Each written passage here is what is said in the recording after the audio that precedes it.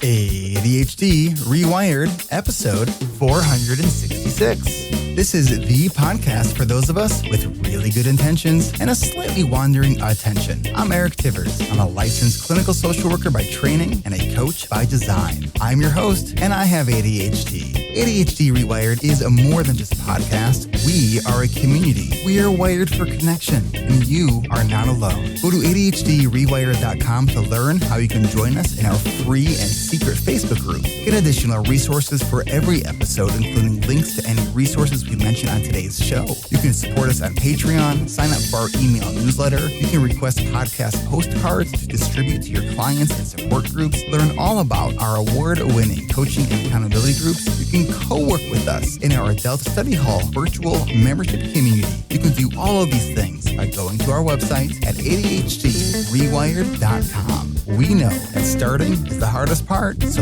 let's get started. Welcome back to another episode of ADHD Rewired. Today's guest is Jamie Walsh. Jamie is a husband, father of four, and business owner with ADHD. Jamie was diagnosed with ADHD as an adult. Before he was coaching, he worked in higher education for 16 years. He earned his BA from Providence College and what's the MSc? Master's of Science. And a Master's of Science degree from Boston College. He completed a certification program for coaching teens and college students with ADHD from JST Coaching and Training. With over 20 years of experience in various school environments, consulting for organizations, as well as his own personal journey, Jamie is passionate about making a difference in the lives of struggling learners and wants to empower clients to believe in themselves. Jamie, welcome to the podcast. Thank you so much for having me. All right. So I'm kind of excited about this conversation because I think we're going to explore both your story and do actually some coaching. And it's always fun to coach coaches. All right. So let's start a bit with your story. Tell us when you were diagnosed and kind of what led up to that. Yeah, thanks so much. So I was diagnosed in the summer of 2017. As far as what led up to that, my wife is a librarian. She is great at research, as you might expect for a reference librarian to be. This had impacted our marriage for some time, and not being diagnosed at the time or really paying attention to symptoms or signs, it was impacting our personal life. It was impacting our day-to-day. And so she had started really planting that seed a little bit. And of course, at the time, I was defensive. No, this is ridiculous. Also chiming in with a lot of things that now irk me when I hear other people say like, oh, well, everybody has ADHD. And so you were that guy. Yeah, I was that guy. Yes. But it gets to the point where something that really is vivid in my memory is that I came home from work one night, and after an interaction with my wife, she was in tears. And so it unfortunately took that moment for me to start moving forward in learning more about what this could be, even if I didn't think I had it, or even if I didn't think it was a big deal at the time. It was important to her. And so therefore it should have been important to me. And so probably like many people who start the process of discovering what is ADHD and they look into literature or books, she had checked out Delivered from Distraction by Dr. Hallowell. And I remember reading the first chapter, and one of the first things it said was, if you don't read any other chapter in this book, please read this one. And so that got my attention, as well as the fact that, he laid out, this is a book that you don't have to read chapter to chapter. And I thought, oh, well, I can relate to that. And so, as you may know, it also points to a section of the book that said, if you're curious, answer these questions. If you're curious if you might have ADHD, answer these questions. And so I'm reading through this. I'm like, oh my gosh, this is me. This is exactly me. It resonated very well and soundly. And so that was sort of the introduction to learning more about, this thing that is now such a big piece of my life. But I was stubborn. This is, they mentioned I was diagnosed in 2017. This is probably 2015 or maybe 16. So I really was stumbling over myself for a while before I started taking it seriously. So what was going on at the time when you were actually diagnosed? Like, I know you were doing some job hopping, like, tell us about that a little bit. I changed jobs about every 2 years, looking back at my resume, always looking for the next best thing. I feel like my brain should have a label that says FOMO, like fear of missing out. Like, I feel like that is like, oh, there's the next best thing. And a lot of it was with good intentions of wanting to, be a good husband, be a good father, provide for my family. But when we made a move, which was our fourth or fifth at the time, from one state to another, I decided that I would get tested. I would do a neuropsych evaluation. Going through the process, it's rigorous. For anyone that has gone through it, it's not just, you answer 10 to 15 questions on a sheet of paper. It's a rigorous process that takes several hours. And I remember feeling somewhat shame, feeling frustration, like there's something wrong with you, but also a sense of relief even before getting the results that I was at least going through this process and would have answers. And then, when the diagnosis came, it was, again, a sense of relief, a sense of, okay, this makes sense, looking back on a lot of the decisions that I had made or things that had happened in our life. But it wasn't until the evaluation portion of going through my diagnosis with the psychiatrist that really sort of changed and tweaked things. How so? Well, I had a terrible experience with it. Going through my evaluation, I couldn't even, not that I would, but I wouldn't even remember the name of this particular person that went over my evaluation with me. But to say that their bedside manner was not good is an understatement. This particular doctor said things to both me and my wife, like, I'm surprised that Jamie's not drug addicted and on the street. I'm surprised you've made it as far as you have, having earned your bachelor's and master's, with ADHD. They actually took my wife. They asked if I could step outside and speak to my wife privately, and said things like, you got your work cut out for you. Recommended to watch the movie Regarding Henry with Harrison Ford, which is about, I believe, it's been a long time since I've seen it. I believe he gets dementia. So it's just sort of like relating that piece of the brain with ADHD and my symptoms. So one of my strongest areas of growth, as I've come to now call them, Eric, is my processing skills. I have very slow processing skills, which is frustrating, right? And so it was just a very disappointing and frustrating experience to go through. And it's left a huge mark on my wife in particular. Like this is our first experience, going through this process with someone in the medical field. Like, this is what I have to look forward to. So, I've become very passionate about reminding clients, but also anyone, that it has nothing to do with your intelligence at all. And that's really important, because that embarrassment, that shame can quickly lead into that snowball or domino effect where imposter syndrome creeps in and you start thinking, well, what's wrong with me? Why am I different than my peers, etc. So yeah, I'll pause there. Let me ask, so how much of, I hear stories like this a lot, where the way information is delivered from professionals is, it's like, really, like, it's almost hard to believe, right? But it's, but these are things you can't really make up, right? How much of how you responded to how this information was delivered to you was kind of informed also by some of your family's history with mental illness and addiction, and sort of the history of that for you? Like, so can you talk a little bit about that? Yeah, that's a great question. Given the fact that I'm a slow processor, I probably didn't connect that in the moment, but it's definitely something that has been discussed a lot. Even now, I have a tremendous relationship with my therapist, and, really digging into my past of my mother being, recovering alcoholic, and my sister as well. And just like having the childhood of going through what I went through. So I think that definitely could have played into, how the information was delivered when receiving my diagnosis. But nonetheless was frustrating. Is that? Yeah, so I wanted to just give the context for listeners. So talk a little bit about your mom and your sister, if you would. Of course. My mom passed away in 2011 from an accidental suicide. So what does that mean, right?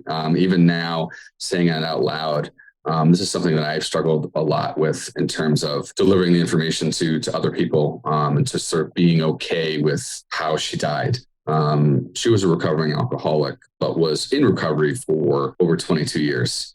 My sister, at the time, a chronic alcoholic. This is in 2011. My mom came home one day to find my sister passed out on the floor, completely unconscious, unresponsive, for what was probably the 20th time. And in a temporary moment of insanity, my mom just checked out, and I think just couldn't deal with the pain of seeing her daughter like this, and decided to take a very large amount of acetaminophen and swallow it. Now, I didn't know, maybe many people don't know, that acetaminophen is very dangerous if you take it in large quantities. Going back to the accidental piece, I don't think my mom necessarily wanted to, check out of this world. Maybe in that moment of just absolute despair, she wasn't thinking clearly. She didn't pass away right away. She actually suffered for about 5 days in the hospital. I'm thankful that I got to see her lucid before she regressed quickly and have a conversation with her about what had happened. And she communicated to me that, she wasn't trying to do that. So it's painful to talk about, only because I don't know sometimes what is truth with that scenario. And it's something that's painful when you think about your mom in that light. But she passed away about 5 days later. Her liver, unfortunately, started to fail. And, this is all during a time where my wife and I were relatively newly married, and we had a newborn baby, and my sister was still in the throes of her chronic alcoholism. And so somehow my sister, probably about 6 months to a year after my mom passed away, after being in several rehab facilities, stopped. Sometimes I think, I don't know how or why, and to your point, Eric, some people I know struggle with this is a choice. This is a decision that people can make. And it's not, alcoholism is not a disease. People have this choice, and, personal people in my family that struggle with that. But my sister did stop and was in recovery for 9 years. And sadly, she passed away in December of 2020 of fentanyl overdose. This is a little bit even trickier than my mom, because I don't know whether or not it was intentional. She was, again, in recovery for a long time, but, information has come out that I'll keep to myself. But in some ways, I think it is kind of a miracle that I'm not, in that boat myself. I have a lot of, I have a deep faith in something that I take very seriously. And of course, my wife and kids and family have been, tremendous in that. But these two very real, very sad things that have happened in my life have really had an impact on my ADHD and how and why I've done certain things, particularly with addiction with ADHD brains, and how it is a very real thing. We were talking off the air, of course, how, I have an addictive personality with certain things, and how it's difficult for me to deny myself certain pleasures, whether it be sugar or some type of selfish behavior, right? And so I guess I would say to anyone who's listening that addiction in and of itself is very sad and something to be taken very seriously. But also, if you think that you have an ADHD brain, start looking into information about how this could seriously impact you. Jamie, thank you so much for sharing that part of your story. When we come back from the break, I want to explore kind of how you've sort of taken these life experiences and moved forward with that. So we will be right back. Support for ADHD Rewired comes from the members of our award-winning coaching community at coachingrewired.com, where you can learn more about our coaching and accountability groups that meet 3 times a week for 10 weeks, and our alumni membership community, where past members can receive and give ongoing support for maintenance and continued growth. How would you like to get $500 off for our spring coaching sessions? We're offering a $500 early registration discount incentive this week when members join sections led by ADHD Rewired coaches Kat Hoyer or Kristen Martz. This registration kickoff event for our spring season is this week on Thursday, February 2nd at 1 p.m. Pacific, 4 p.m. Eastern. Go to coachingrewired.com to get your name on our spring interest list so you can get started with your pre-registration process, which includes watching a 30-minute webinar all about our coaching groups and answering some questions. To start the process, go to coachingrewired.com and add your name to our interest list. Then check your email, including your spam folder, to confirm that you want to be on the list. Then we'll send you an email with everything you'll need to join us. Are you wondering if it's possible to live intentionally and work smarter with ADHD? It is. What if you could learn beside other adults with ADHD, developing the skills and strategies that can help reduce the whirlwind and have more control of your life? What if you had a space that's shame-free and judgment-free, where you're not just learning about the tools, but where you can practice using those tools and strengthening your habits to live a more wholehearted life? I had decided to join the group because even though I had made a lot of progress with individual therapy and my own self-work, I just felt like my growth was plateauing. And I really just wanted to try something like drastically different from everything that I had tried before. I'm so happy to be around these people that think like I do. It's just such a relief to know that you're not alone, that you might not think like everybody around you, but you certainly think like a bunch of people that are in the world. This group is like an iceberg. The surface level benefits are obvious: increasing productivity, managing time blindness, learning how to plan effectively based on your values and personal goals. But that's only the tip of the iceberg. What lies underneath is so much more amazing and massive and powerful. When I think of success, I now focus on what is kind, compassionate, and possible. I try not to think about what I should or should have done or what people expect of me, and instead try to think of what I really want and what I think I'm capable of. It's so nice to be part of a group of people who get it, who we don't have to apologize for our being. You guys get it. If you are thinking about joining this group, I'd highly encourage it. There was something amazingly special about growing with a group of people who all had similar struggles as I did. It was encouraging, it was safe, it was inspiring, and above all, it was healing. Your support can start with a group of people where you will be seen, understood, and accepted.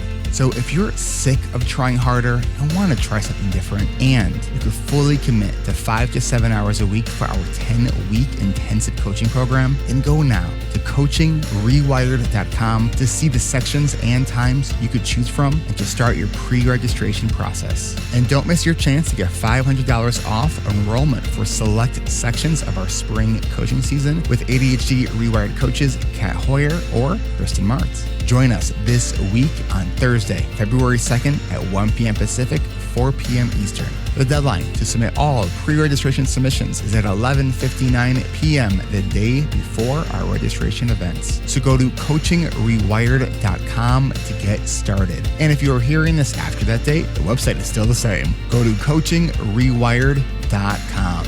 Growth happens here. That's coachingrewired.com.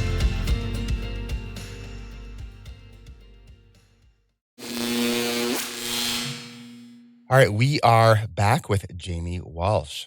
All right, so before the break, you were sharing with us kind of your story of some of your family's history of some mental health challenges and some real loss that you had in your family as a result of that.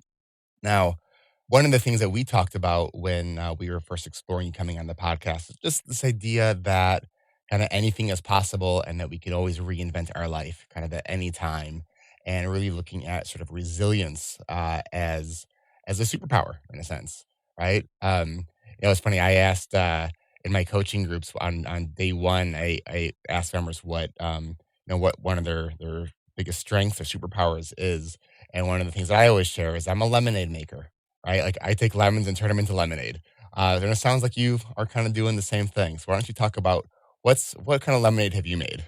Yeah, I love that. There's definitely been a lot happen in since my mom and since my marriage. I got married in 2009, and we talked about this idea of resiliency, and so it's probably the best word that comes to mind. Although I definitely might sweeten it up, pun intended, with the lemonade maker.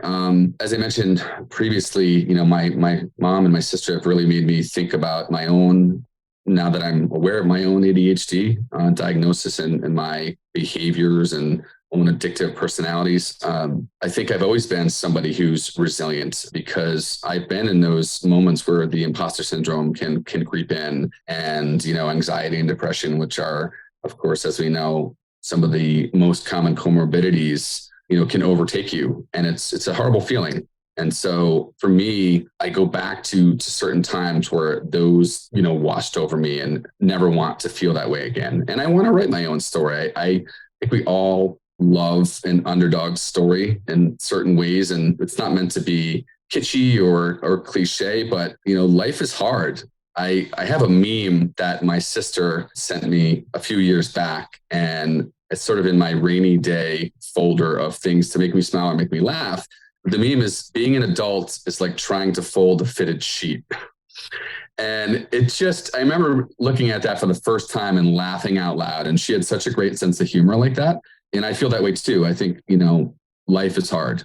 It's about how you respond to things. And so I know if that is the case, I just have to say then I have not yet learned how to adult. No, I don't think many of us have. Because folding a fitted sheet, oh my gosh, like that is some kind of like wizardry. Like it's an attempt at a fold, and then it's mostly just like scrunching it in a ball and shoving it in the back of the closet. Yeah, it makes me smile just thinking about it. And so I think for me, why resilience comes up is because with my ADHD brain, like many people, I have the tendency to start and stop, whether it's task initiation or not seeing a task or a project through has always been a struggle. And I think that if I take that mentality of, all right, well, forget it, going into the fixed mindset as opposed to a growth mindset, then I'd be screwed. So I think it took a while, but getting to I'm okay with the fact that this is going to happen again. I will probably start something and not finish it, or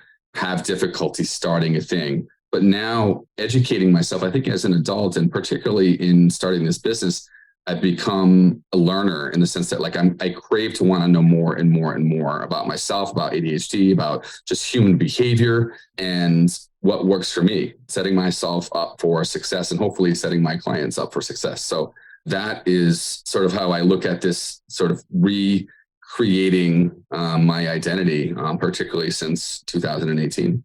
So you are, you're an ADHD coach, and you're sort of in the first year or two of your business? Yes. I just completed my second year.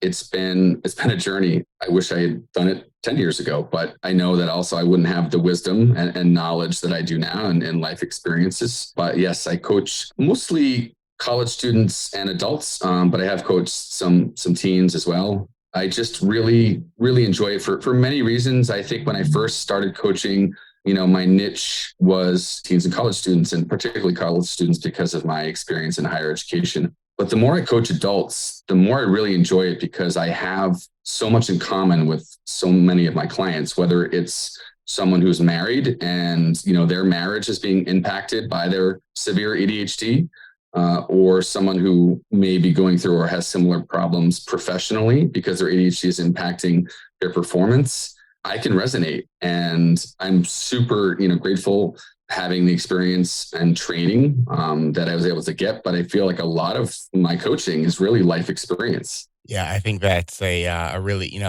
I often hear that people don't really want to work with ADHD professionals who don't have ADHD. I totally get that, and I think that and maybe as a general sort of idea, like that makes a lot of sense. I also think that I am sure that there are also really skilled, empathetic ADHD coaches and therapists and professionals who also don't have ADHD. But I do think it feels like, from my experience, and I think from a lot of people that I've talked to about this, it does feel different for most people with ADHD working with someone who doesn't have ADHD. I know that there are exceptions to that rule, so I'm not saying like you don't work with a non-ADHD coach for, So let's talk a little bit about, we were talking about sort of coaching the coach here. One of the things I love is when we can really get into a conversation that we're kind of pulling back the curtain a little bit. Mm-hmm. And I always tell like my coaching clients in my groups, I'm like, let me just make one thing really clear right off the bat. I do not have all my shit together, right? Like, so like whatever pedestal you are like putting me on, like, please don't, right? Because it is, it's like, yeah, I do a sort of a narrow sect of stuff pretty well, and I know what I'm good at. And there's also a whole ton of stuff in my life. I'm like, oh boy, I need more help. So let's talk about that, because I think it's like, Yes. when we can normalize that, like we all have struggles, like then our struggles actually become kind of normal, and we can kind of just work on it instead of dealing with all the shame around it. It's so funny that you said that. Thank you for sharing that, by the way, and your humility. You would ask me again off the air, like, what do you think your biggest challenge is? And I'm like, the fact that I can't even like answer that, that's a challenge. Like, I think my brain is my biggest challenge, and that's okay. I have 4 kids, and, we are 2 full-time now working adults. And that wasn't the case, prior to my starting coaching. And so it's a new chapter of our lives, but probably my biggest challenge is my ADHD, and that's okay. It's also probably the biggest opportunity, now that and I say we, I mean, I'm the coach. Something that I am exploring is having my wife become part of the business. She's neurotypical, is not diagnosed. It's funny, all of the personal issues that were impacted, like saying that terribly, typical ADHD brain, our marriage was impacted by my ADHD is what I'm trying to say. Despite that, my wife and I are a great team. That's not always the case. And we kind of laugh about it. We're like, when we're not trying to kill each other, like we're a really great team. So that's something that we're exploring as to how, she could be involved in the business. But I don't have my shit together. My wife doesn't always have her shit together. But I think what's important, particularly for whether it's a single person or a couple, is that, utilize each other's strengths. My wife and I we have similarities for sure, but we're very different. She's very detail oriented. I'm not. I am very extroverted. She's not. So, when you have the yin and the yang, you can really create good harmony. And I think that's an exciting thing. So you had said that your biggest challenge being your ADHD brain. Okay, so that's a lot of things, right? So Yes. let's explore maybe functional impairment, because we know that everyone's flavor of ADHD is just a little bit different. Mm-hmm. So functionally, what would you say are a couple real challenges that your ADHD brain presents for you? Now I know you mentioned processing speed. Yeah. Yes. And how does that show up for you? So let's explore that for a moment. For me, it could be whether I'm literally in a conversation with my wife, with someone else, I'm not absorbing the information as quickly as someone else's. So if you take that and apply it into a work situation or school, I have to work harder. I was explaining this to a client recently that one thing that sort of helped my brain is that I have to do basically like pre-work in order to do the work. So an example is like if I get an assignment and the teacher or the coach says, okay, this is what is expected of you, I have to then go back and reread it and then create notes as to the plan that I'm going to make. At first, it's annoying, like realizing like that this is sort of like the extra work that I have to do. It's been a game changer. It's like, okay, so I have to do extra work, but now like I understand, like for so much of my life, it was like, well, I'm just not going to do it. Right. Like it sounds like you're doing that to create scaffolding for yourself. Yeah, exactly. Right. And it's like, you can either like say, well, crap, like it's so much work to create the scaffolding. It's like, or I know what I need to build, which is the scaffolding in order to do the things I want to do. That's a great metaphor. Yes, for sure. Right. Yeah. And, it shows up in other ways. Sometimes could be in a generic conversation with my wife and I'll say something maybe that I didn't mean in the context of the conversation. And she'll be like, what the hell did you just say? Like, you didn't use that in the right way. And I'll get all frustrated, and that's fine. I think that happens to the best of us. But the pre-work is what has been, a challenge, but a blessing in the same way. It's just like, okay, like this is what it's going to take.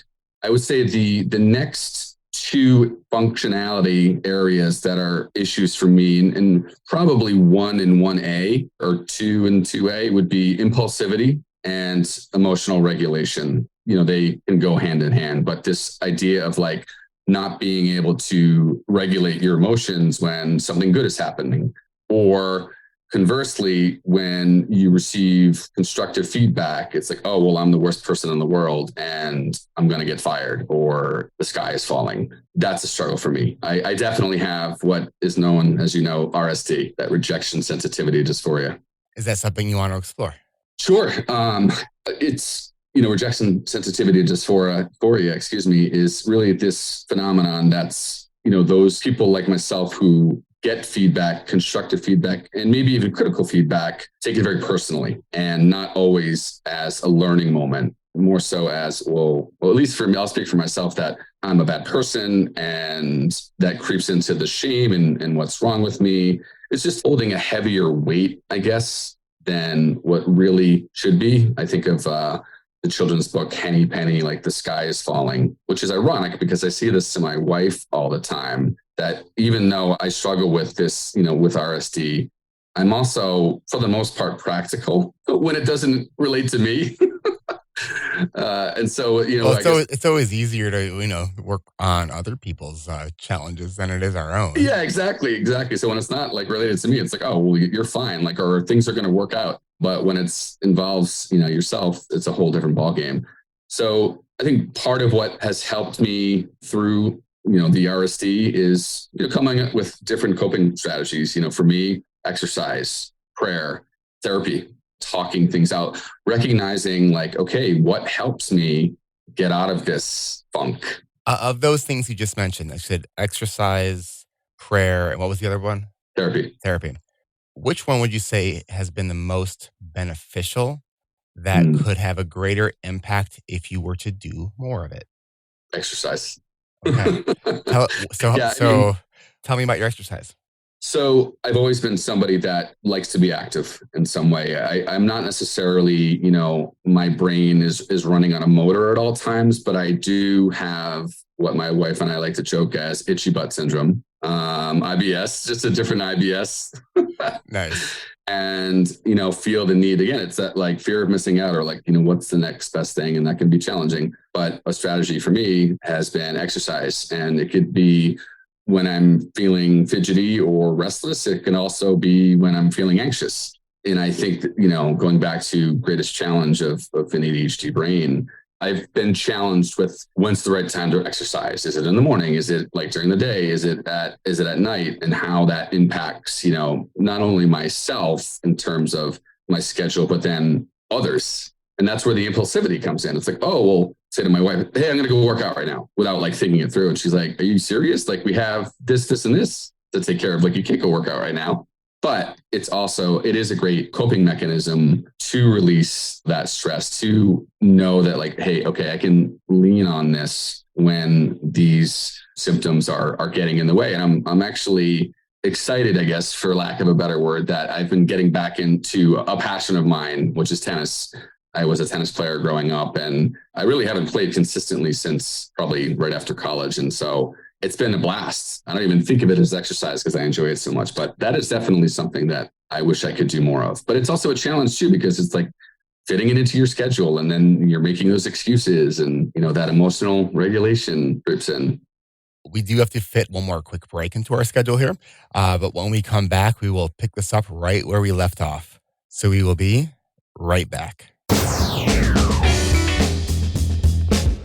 Paying bills, writing reports, doing the dishes, scheduling appointments, updating resumes, studying, organizing the closet, emptying the litter box. What do all these things have in common? Well, they're not always fun, but they are things that our members of our adult study hall community have completed and more. We all have things on our to-do list we'd rather not be doing, but at adultstudyhall.com, you won't have to do them alone. It's free for the first week and only $19.99 a month after that. Membership gives you access to our 24/7 drop-in room, or ASH 24/7, for on-demand body doubling 24 hours a day, 7 days a week. You'll also be able to access our adult study hall Plus or Ash Plus sessions, which are our themed and guided sessions that happen every week for things like decluttering, creative work, writing, anything career-related, and more. There are plenty of ways to get real-time accountability in our Ash Plus sessions, our 24/7 drop-in room, and our amazing body doubling community. If you're looking for real-time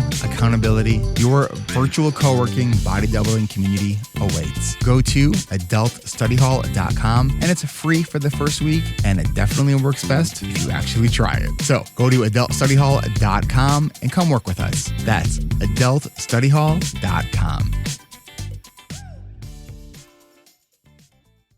Support for ADHD Rewired comes from our patrons at adhdrewired.com/Patreon. A huge thank you to all of our patrons who help us stay independent as a social good business. And thank you to Rosie B, Bianca V, and Patrick R for becoming our newest patrons. This podcast is free to you, the listener, but it's not free to produce. So if the work that we are doing has had a positive impact on your ADHD journey, and if you're in a financial position where you can give $5, $10, $25 a month or more, consider becoming a patron by going to adhdrewired.com/Patreon. Support can start at any amount that makes sense to you, and you can get ad-free episodes starting at just $5 a month. Want more than just ad-free episodes? Then consider becoming a patron at the $25 a month level for a taste of group coaching. Patrons at the $25 a month level can join me every fourth Tuesday of the month at 3 p.m. Central. That's every fourth Tuesday of the month at 1 p.m. Pacific, 4 p.m. Eastern. But if that's not quite in the budget for you, or you can't attend that, but you don't want to miss the tips and strategies and discussions that we have each month on the patron-only coaching call, then members at $10 a month can get the audio recordings of our monthly coaching calls right in your podcast app.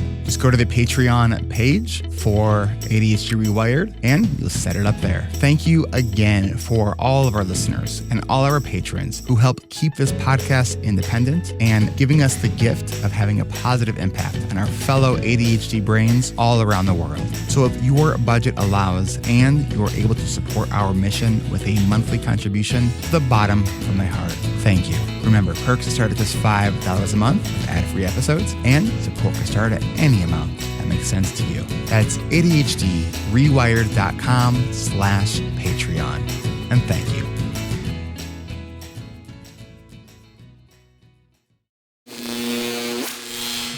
All right, we are back with Jamie Walsh. All right, so right before the break, you said you started playing tennis again, which took me every ounce of my own willpower to not jump into my whole soapbox about how amazing pickleball is, and wondering if you've tried pickleball yet. So I have not actually, and I'm laughing because the club that we're fortunate enough to belong to in our town and where I play tennis, they have some beautiful indoor tennis courts. Pickleball is absolutely bananas. It's taken over. I hadn't heard of it until about a year ago. My dad was the one who introduced me to the concept, which probably makes sense because a lot of people 60 and older are playing. But now it's really just blown up to everyone. I haven't played. I'm now, of course, tooting my own horn, thinking well, if I play pickleball, it's going to interrupt my tennis game. But I really do want to get out there and try it. Okay, so you had said before we took the break that, whether you're feeling anxious or you have the itchy butt syndrome going on, that has been sort of your cue to go exercise. Did I understand that correctly? Yeah. Okay. So what would it look like for you to not let that be the cue, or for you to create a routine around exercise? Yeah.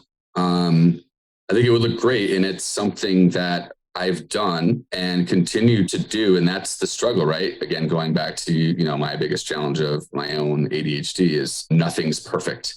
And so, I'll create a schedule and say okay, this week I'm going to work out at lunch and this is what I'm going to do. And then it doesn't feel right. Or, of course, sometimes life happens. So you say you're going to work out at lunch but it doesn't feel right. So tell me about that. I guess what I mean is that I'll go work out and either I'm not into the workout or I feel rushed. I feel like I didn't plan it as well as I could have. So it's this, I think probably goes back to that processing, right?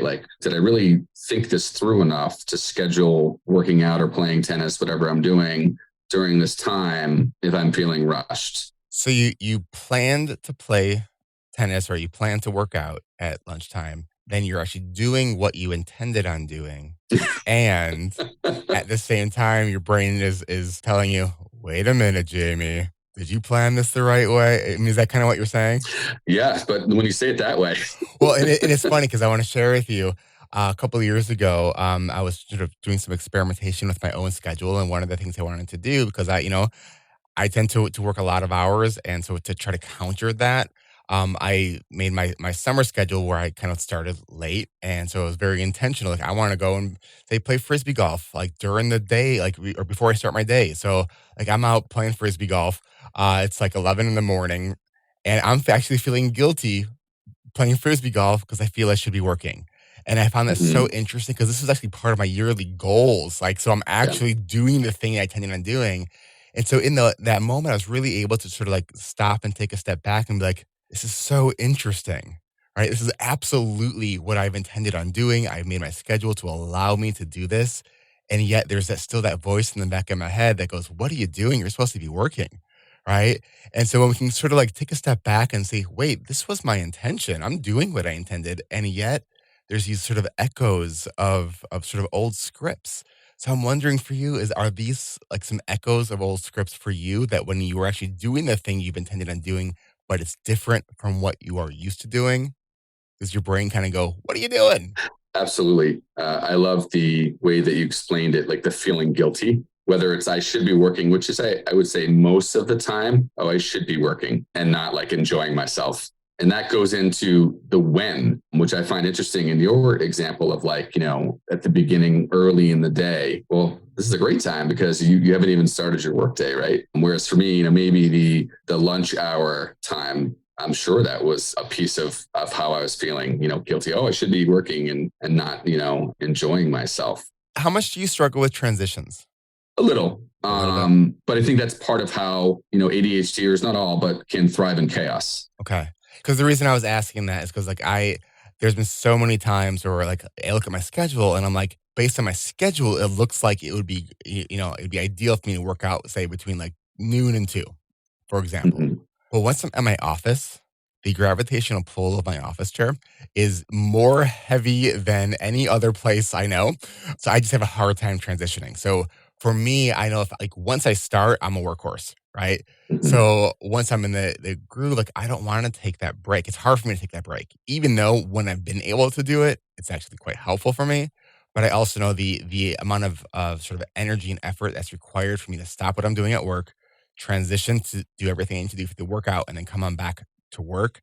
I have found that more times than not, like that doesn't actually pan out, right? So I'm wondering if it's a different struggle for you, or if it's similar, and if so, when might be a maybe a more ADHD friendly time for you to work out.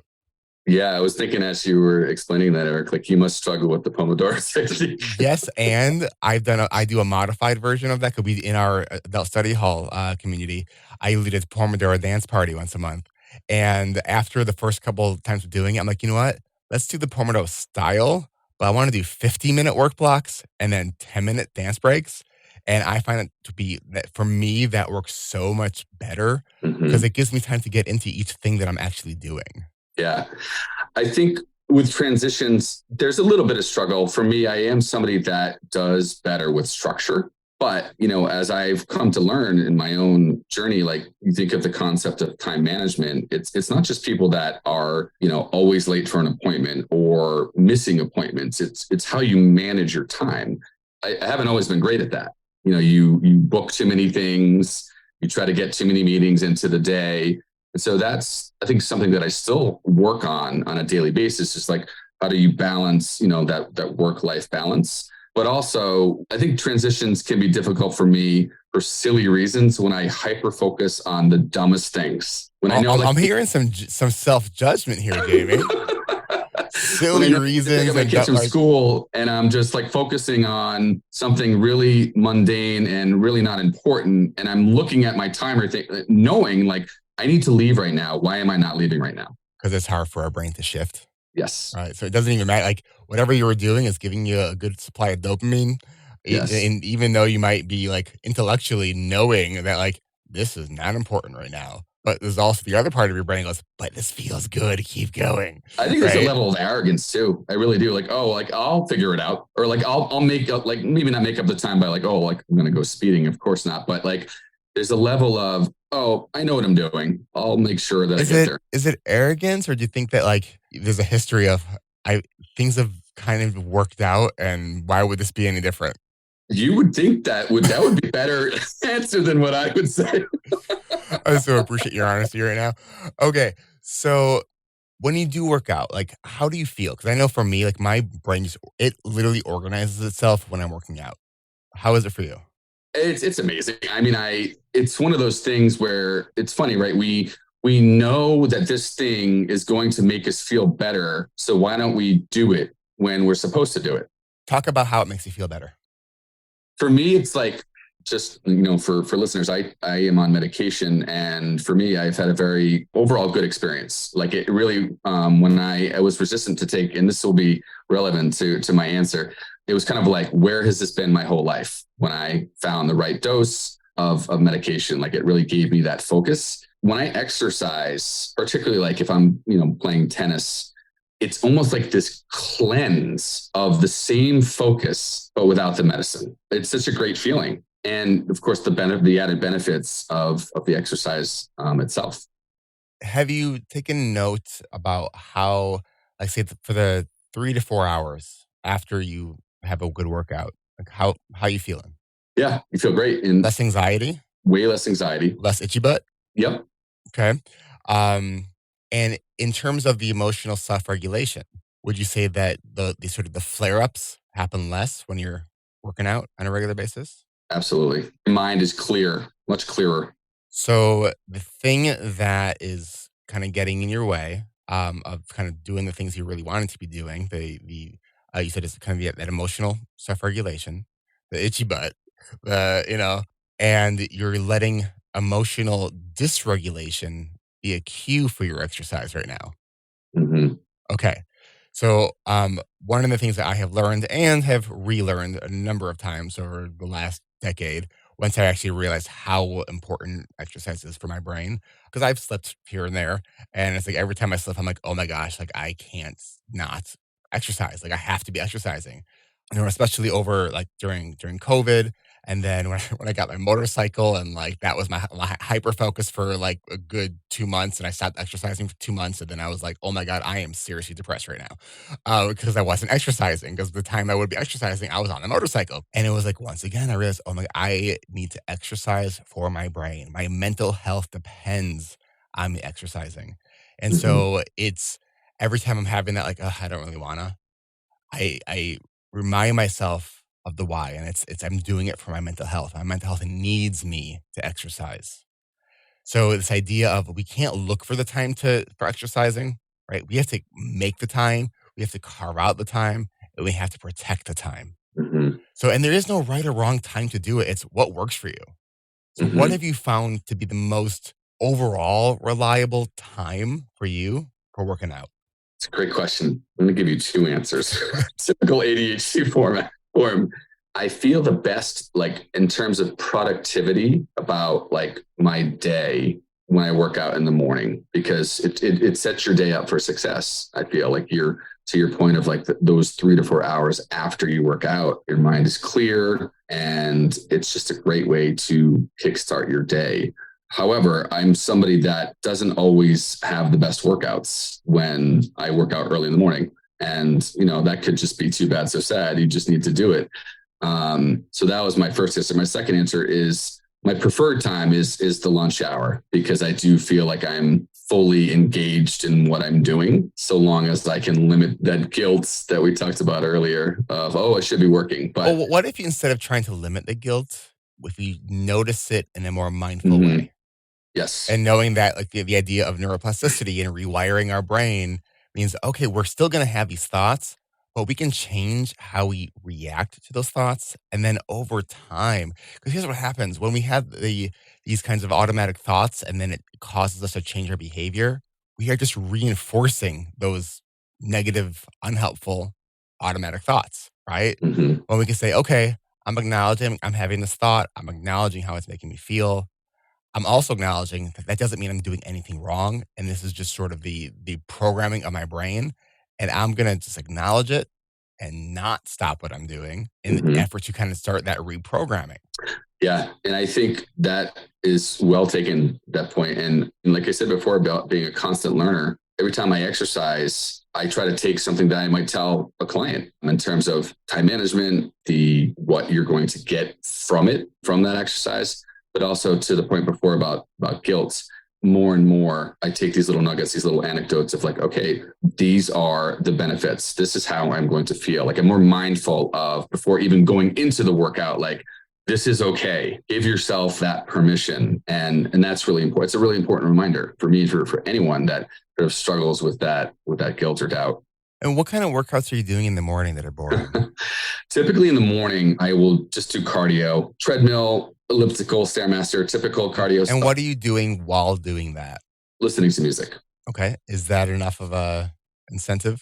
It is. I mean, I would say I'm pretty good about being engaged in the workout when I'm there. Okay. It's just not preferred, early in the morning. It's funny because with like, I have an elliptical at home that, I do it. I don't love it. What I've noticed that if I am having the I don't wannas and I'm like, oh, this is so boring. If I can get engaged in like a show on Netflix or something, like I will literally lose track of time, which is perfect for me when I'm working out. It's actually exactly what I want to do when I'm working out and having a workout. Because I'll say like, all right, when I stop working out, I have to stop the show. I can't keep watching it. Right. And so I can continue where I left off next time I go work out. And so it's great when I have like a show that's like 30 minutes. I try to get at least a 30-minute workout in. But even when I'm running short on time, just to really reinforce that the behavioral habit of working out, I've done workouts that are 10 minutes. It wasn't a great workout, but I did something. And that I find to be so helpful with keeping that momentum going, especially if you've been kind of struggling to really have that really strong habit. Because I just think it's so important that we have something that is engaging and we can make things more engaging to sort of counteract the adawanas when we're not feeling that. Because we intellectually, we know the benefits of exercise. Right? For sure. And I would even encourage, listeners to create, I have like different or compartmentalizing how, like, if I know I only have 15 minutes, 10-minute workouts, 15-minute workouts, so that you have your go-tos of lists to have that structure. So, because how many times maybe I'm alone, but I've gone to the gym and I'm like, all right, well, what do I want to do? Like, I don't know. And then before you know it, you've wasted 20 minutes just trying to figure it out. So the other thing, if you are open to trying pickleball, a lot of places have open play, like in the mornings. That might be something, like finding something fun is obviously the most, I think, ideal way to get exercise, especially when you have ADHD, if you are having some resistance to the exercise, right? You said for you, tennis, like, doesn't feel like exercise, right? Are there people you can play tennis with in the morning? Oh, for sure. And I've really jumped in. I've played more tennis the past 6 months than I have since I was in high school. It's been great. That's great. The challenge actually now, which is ironic, given what we're talking about, is other people's schedules. Most people don't have the flexibility that I have to play during the day, but you find a way to make it work. So is it that you haven't found the people who have the similar schedule as you? Is that the issue? Yes. Well, so it's that, but it's there's basically a ladder, probably similar to pickleball, a ladder of people who play. And, for the most part, people will send out an email blast. Hey, can anyone play today at this time? And so, of course, my coaching brain, I want to be like, hey, how about we come up with a schedule of when people's availability is? Well, I'll tell you what. So I don't know where you live, but depending on where you are in the country, there are different ways that open play pickleball gets organized. And I seriously think this is one of the most ADHD friendly kind of like activities because of how many places sort of organize it, where it's literally like open play is from like this hour to this hour, just show up. Yeah. Right. And which to me is amazing. So there's no other coordination. There's other places where they use apps that will have like rank you by skill level. But I would just say like to start by exploring, see, is that an option? And is there stuff like that for tennis? I don't know if there is. I know that's more of a pickleball culture kind of thing. No, it's funny. It's pickleball, man. It's so funny. It's the rage. There is. So I'm a 4-row for tennis, and the ladder that I'm on is for for 4 rows and above, right? So it's great because you have people that are at your skill level or better, and I think it's fun for everyone who wants to play with others that are more or less at their skill level. The challenge is just the schedule piece. So to your point of like the open play, they have that as well. And they do a good job of like compartmentalizing, but it's for X level. So it's just finding people. And I'm making way more of a big deal of it. It's not that hard. I always think that if there is something that can be overcomplicated, we'll overcomplicate it. Yes. Right? All right. So let's think for a moment that if you could have a really well-established workout routine, and this is lowering some of the emotional dysregulation, and it's increasing your focus, what might be different for you? What other challenges might you feel your brain is better able to actually take on? I would start with like any type of anxiety, and it could be like your day-to-day things that stress you out. One thing I don't like about the medication that I'm on is that it gives you a sense of irritability. And when I don't have that, when I have an awesome workout and feel so refreshed and relieved. And so working out helps make the side effects of your medication. Yeah. So that would be one thing. And again, it makes sure your brain clear in the sense that, when I take my medication, it's extremely helpful. I feel, very focused, but there is that there's the feeling of what it is like to be on medication. It's not necessarily a bad thing, but it's also, in my opinion, a great and different feeling when you have that dopamine release from exercise and that sense of clarity. Is there a black and white thinking going on right now? Like it's either exercise or medication. Can it be exercise and medication? Oh, for sure. And are you taking your meds regularly? I am. Okay. And have you tried other meds? Because, I often say that if regular irritability is something you're experiencing from the medication, especially when you're coming off the medication, that's a side effect that we should probably explore with your doctor. Because to me, that we don't want to tolerate that kind of side effect. Yeah, for sure. I think, no, it's a good question. In terms of the black and white, I don't, I think it could be. I mean, ultimately, would I like to one day not have to use stimulant medication? Yeah. But I also think I'm okay with the fact of that it's been extremely helpful. Having said that, like anything else, there's responsibility, there's accountability, there's follow-up in terms of, okay, how long have I been on this? Is it working the way that I want it to be working? Do I need to make a change? And I'm probably coming to that point where I need to explore a change. I have, regular conversations with my wife about this. So I value her opinion in terms of, do you think this is, like, do I seem different? Do I seem more irritable? Not that that's the only opinion that matters, but it's an important one. But it's good to ask the people that are close to us in our lives for how they're seeing us. I think that's important. Yes. So if on this idea of sort of reinventing life and that anything is possible, what would you like to, if you could have a crystal ball and say, all right, like I figured out this exercise routine. My brain is actually feeling pretty good. I am like managing some of these symptoms around my ADHD. The coaching business is going well. What is it that you are doing that is actually helping the coaching business go well? That's a great question. I think probably what comes to mind first is this idea of being accountable. It took me a really long time to sort of look in the mirror and say, I'm not pulling my weight, or I'm not really getting my shit done the way that I need to. And I think part of that goes back to that RSD of, when you're getting that constructive feedback, or even if it's just criticism because of these ADHD symptoms that are getting in the way, taking it personally as opposed to what's the larger message there. And so being able to hold myself accountable on a day in and day out basis has been really game changing. And knowing that there's a reset button. So you're going to have days and weeks where you don't have your shit together. This last year, I gave us a presentation all about supportive accountability. And I use this metaphor of, with ADHD being an invisible disability. And I had this part in my presentation where I have this picture of a woman in a wheelchair looking up at the stairs.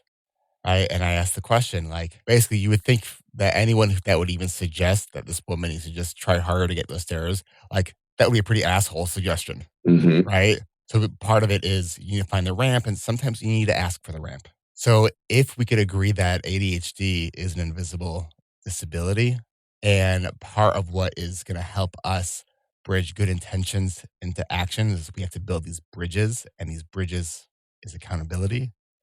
Does it make sense for anyone with ADHD to even think that we can hold ourselves accountable? It's a great question.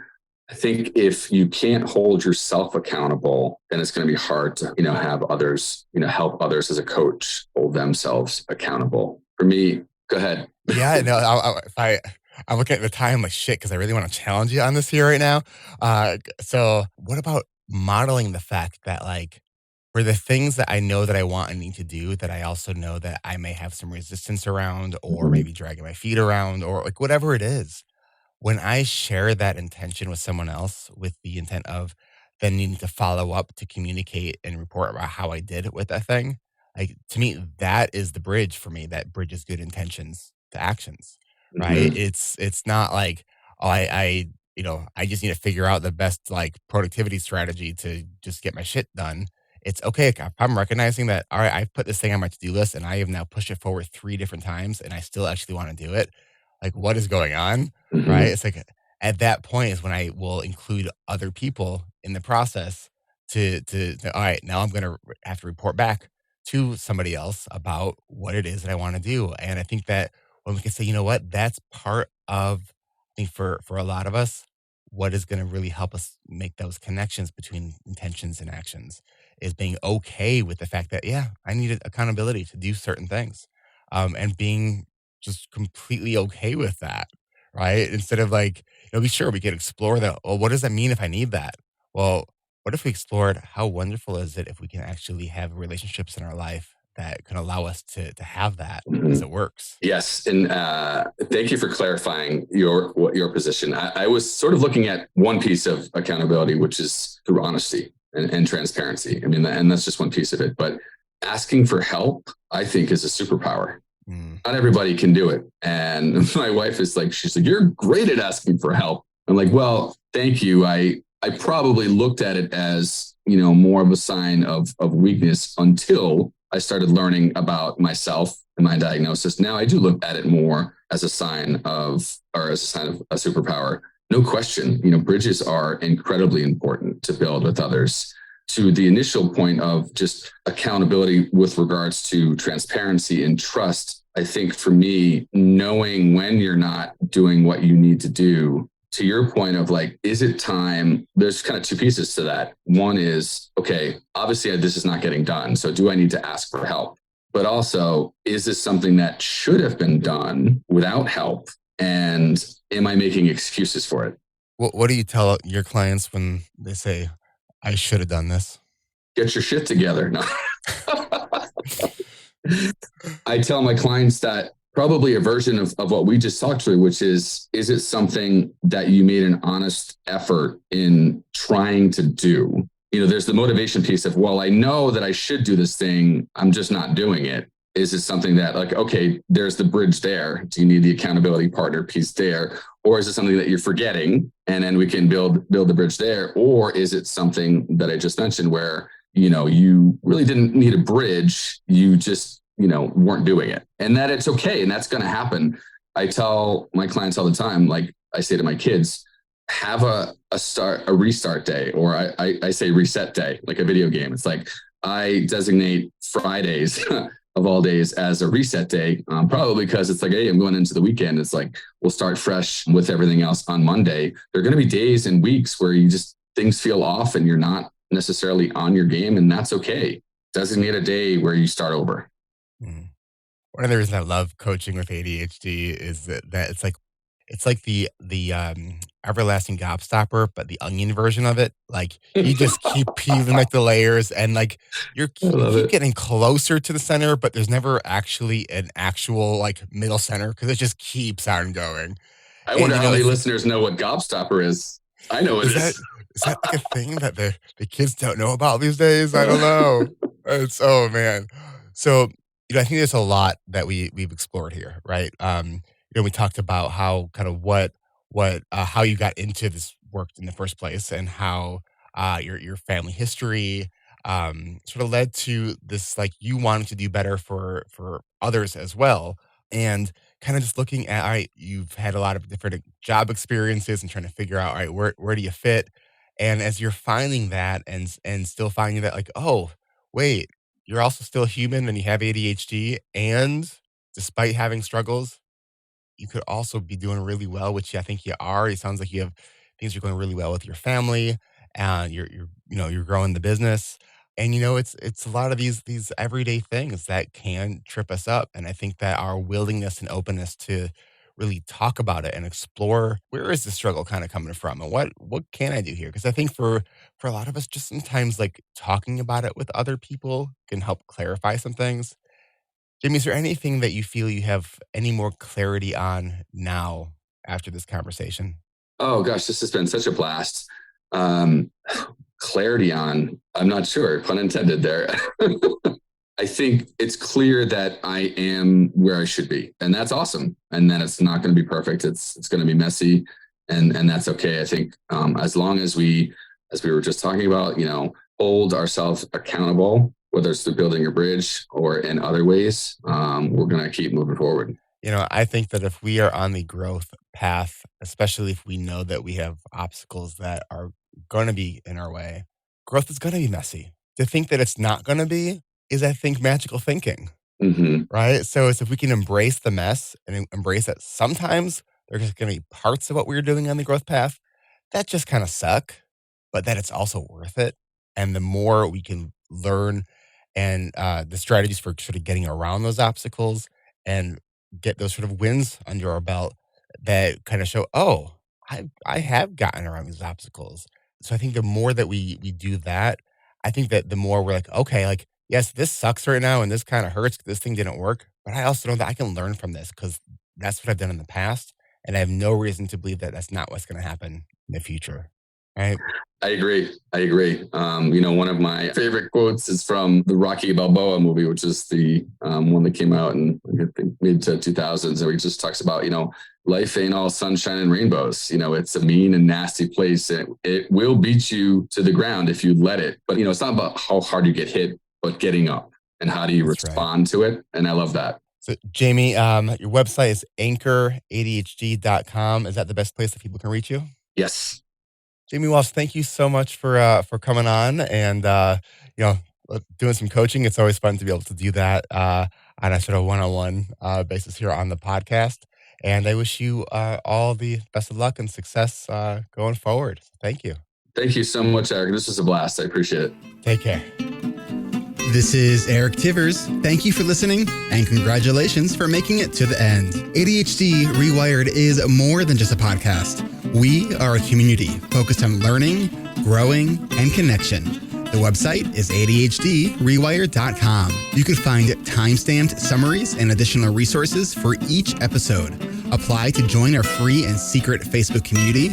Learn more about our award-winning intensive online video-based coaching and accountability groups. Join the Adult Study Hall virtual co-working membership community. Find all the other podcasts on the ADHD Rewired Podcast Network. Sign up for my email newsletter to get exclusive content that you won't hear anywhere else. And use the search tool to find episodes on specific topics. You can do all of this at ADHDrewired.com. While you're there, click on the Patreon button. If you are a regular listener, consider making a monthly contribution by becoming a patron. If you are able to financially support my work, it would mean a lot. This show is free to you, the listener, but it's not free to produce. Plus, patrons get cool perks like ad-free episodes and access to recordings of coaching calls, and $25 a month patrons can join me once a month for a group coaching call. You can follow me on Twitter at Eric Tivers. You can like our Facebook page at facebook.com/ADHD Rewired. If you're a coach, therapist, or related professional, connect with me on LinkedIn at linkedin.com/Eric Tivers. Subscribe to ADHD Rewired on YouTube to see selective interviews and other videos I've made. Podcasts change lives. You can make a difference in someone's life by spreading the word about this podcast. Mention it in your online communities on Facebook, Twitter, Reddit, or wherever you hang out online. And be sure to share it with your friends, family, your therapists, your coaches, doctors, siblings, parents, And if you, your coach, therapist, doctor, or ADHD support group leader would like a pack of podcast postcards to hand out, you can request those at the website, ADHDrewired.com. If you're a member of CHAD, ADA, or any other ADHD support group, please be sure to tell them about this show and all the shows on the ADHD Rewired Podcast Network. You can even show them how to download it on their phone. And if you really loved this particular episode, please hit share on your podcast player.